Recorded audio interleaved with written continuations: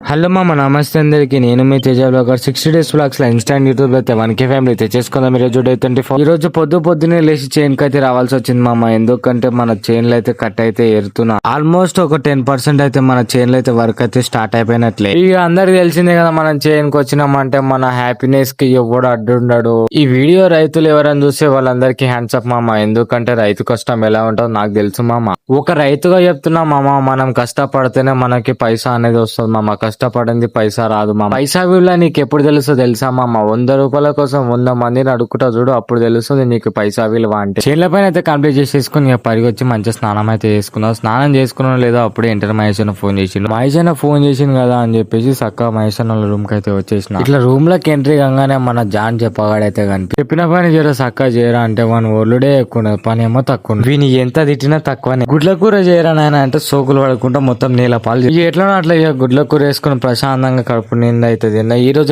అయితే గింతే మామ. మన వీడియోస్ నీకు నచ్చినట్లయితే ఒక లైక్ వేసుకొని సబ్స్క్రైబ్ చేసి ఫాలో కొట్టి మామ. మళ్ళీ నెక్స్ట్ బ్లాగ్ లో అయితే తెలుసుకుందాం. ఉంటాం అలా. By by.